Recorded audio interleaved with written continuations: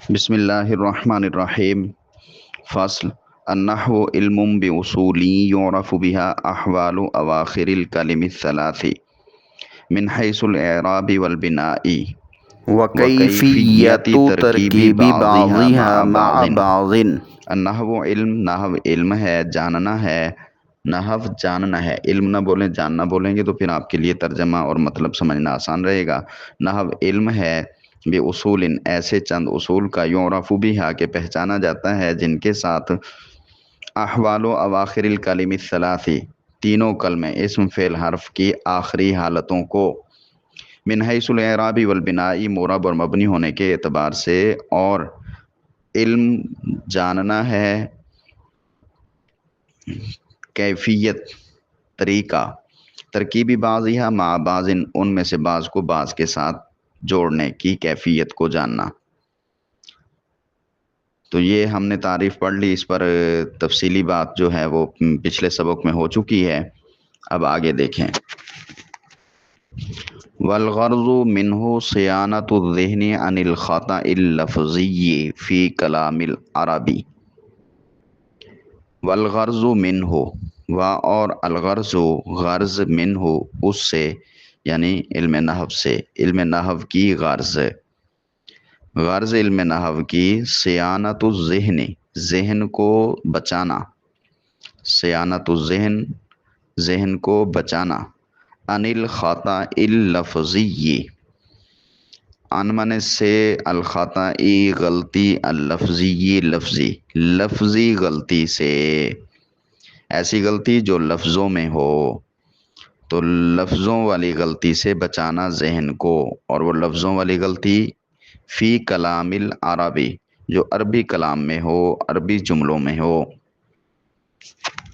تو عربی جملوں میں خطأ لفظی سے ذہن کو بچانا، یہ ہے غرض علم نحو کی، یہ فائدہ ہے علم نحو کا۔ تو اس عبارت میں مصنف نے نحو کی غرض، نحو کا فائدہ بیان کیا ہے۔ غرض اور فائدہ ہوتا کیا ہے؟ تو غرض یا فائدہ کہہ لیں، وہ چیز ہوتی ہے جس کی وجہ سے کام کرنے والا شوق سے کام کرے، جو کسی کام پر برانگیختہ کرے، چیز کسی کام کے کرنے پر شوق دلائے، ابھارے دل کو، تو وہ چیز غرض اور مقصد اور فائدہ ہوتی ہے۔ اس کی ترکیب دیکھ رہے ہیں، واو حرف عطفہ یا استئنافیہ بنا لیں، عطفہ بنائیں گے تو پچھلے معطوف علیہ ہوں گے اور یہ معطوف بن جائے گا، اور اگر استئنافیہ بنائیں گے تو یہاں سے کلام شروع ہو رہا ہے۔ تو واو استئنافیہ، الغرض موصوف، من ہو جار مجرور، یہ متعلق ہو جائے گا الکائن، یہاں پہ نکالیں گے کیونکہ الغرض معرفہ ہے، تو اس کے لیے جو صفت نکالنی ہے وہ بھی معرفہ نکالیں گے۔ تو الکائن کے، الکائن شبہ فعل اپنے ہوا فاعل اور من ہو متعلق سے مل کر شبہ جملہ ہو کر الغرض کی صفت بن جائے گا، اور یہ دونوں جو ہے مبتدا بن جائیں گے، موصوف صفت۔ صیانت الذہن عن الخطأ اللفظی فی کلام العربی میں دیکھیں، صیانت مضاف، الذہن مضاف الیہ بھی ہے، اور صیانہ کا مفعول بھی ہے، بچانا ہے کس کو؟ ذہن کو۔ تو یہ کو کا لفظ جس کے ساتھ اردو میں لگتا ہے یہ مفعول ہوا کرتا ہے، تو یہ مفعول بھی ہے۔ ان حرف جر ہے، الخطأ موصوف ہے، اللفظی اس کی صفت ہے۔ ترجمہ جیسے کیا تھا اس کو دیکھیں گے تو پھر آپ کو پتہ چلے گا کہ اگلی بات جو ہے وہ بھی الخطأ کی صفت ہے، ایسی خطا جو لفظی ہو، ایسی خطا، ایسی غلطی جو کلام عرب میں ہو، تو جو کا لفظ جس بات میں جڑ رہا ہو وہ صفت بنتی ہے۔ تو فی کلام العربی، مضاف مضاف الیہ مجرور فی جار کا، جار مجرور متعلق ہو جائیں گے، یہ بھی الخطا کی صفت نکالنی ہے نا، تو ادھر بھی الکائن نکالیں گے۔ تو الکائن شبہ فعل اپنے فاعل ہوا ضمیر جو اس میں موجود ہے، اور فی کلام العربی اپنے متعلق سے مل کر الخطا کی دوسری صفت، تو یہ دونوں صفتوں، موصوف اپنی دونوں صفتوں سے مل کر یہ متعلق ہو جائے گا بچانے کے، بچانا خطا سے۔ تو خطا سے کا مفہوم جڑ رہا ہے صیانہ مصدر کے ساتھ، سیانت و مصدر اپنے مضاف الیہ سے اور متعلق سے مل کر یہ خبر ہو جائے گی مبتدا کی، مبتدا خبر سے مل کر جملہ اسمیہ خبریہ ہوگا۔ تو اس میں آپ نے پڑھا کہ لفظی غلطی سے بچانا ہے، تو لفظی غلطی کہہ کر علم نحو کو باقی علوم سے اس کی غرض کو الگ کر دیا، کیونکہ علم صرف کی غرض اس کا مقصد ہوتا ہے صیغوی غلطی سے خود کو بچانا، صرفی غلطی سے بچانا، صیغوی صرفی غلطی، اور علم معنی ہوتا ہے معنوی خطا سے بچانا، اور جو ہے خطا فکری ہوتا ہے، خطا فکری سے بچانا، یہ علم منطق کی غرض ہے۔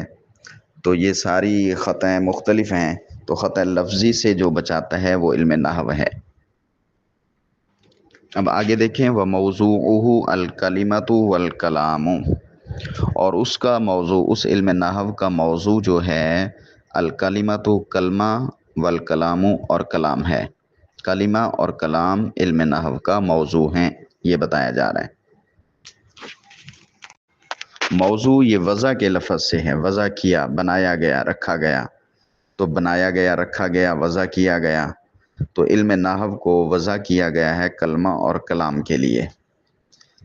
اور اصطلاح کے اندر موضوع کسے کہتے ہیں، پہلے اس بات کو سمجھ لیا جائے کہ موضوع ہر علم کا اس چیز کو کہتے ہیں جس چیز کے ذاتی حالات، جس چیز کے عوارض ذاتیہ، ذاتی حالات سے اس علم میں گفتگو کی جائے، بحث کی جائے، جس کے ذاتی حالات کے بارے میں اس علم میں بات چیت کی جائے، تو وہ چیز جو ہے اس علم کا موضوع ہوتی ہے۔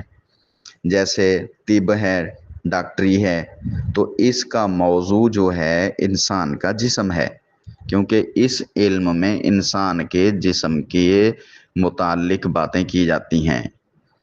انسان کے جسم کی جو ذات ہے، جو جسم ہے، اس ذات کے عوارض سے بحث کی جاتی ہے، تو علم ڈاکٹری، علم طب کا موضوع انسان ہے، انسان کا بدن ہے۔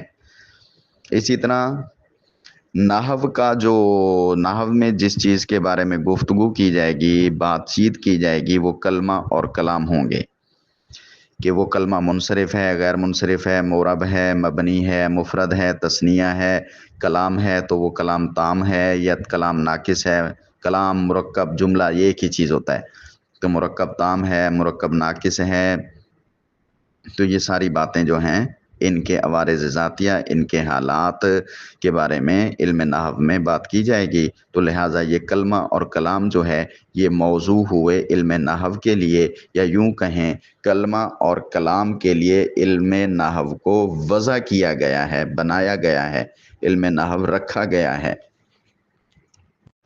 تو اس کے بعد اب آگے 9 فصل شروع ہو رہی ہے، تو وہاں سے انشاءاللہ پھر پڑھیں گے۔ اللہ تبارک و تعالی ہم سب طالب علموں کے علم تمام علوم میں اور خصوصاً علم نحو میں ترقی عطا فرمائے، تاکہ قرآن کے اور احادیث کے اور فقہ کے کلمے اور کلاموں کو صحیح اعتبار سے سمجھ کر، ان کا مفہوم صحیح اعتبار سے سمجھ کر خود بھی اس پر عمل کرنے والے بنیں، اور اللہ تعالی ہماری اس علم سے آگے صدقہ جاریہ کی نیت سے قیامت تک اس علم کو جاری و ساری رکھے۔ مطلب یہ ہوا کہ اللہ سے دعائیں کرتے رہنا اور اپنے علم پر محنت کرتے رہنا، یہ ہم سب طالب علموں کی عادت ہونی چاہیے۔ دعا بھی کرنی ہے اور محنت بھی کرنی ہے۔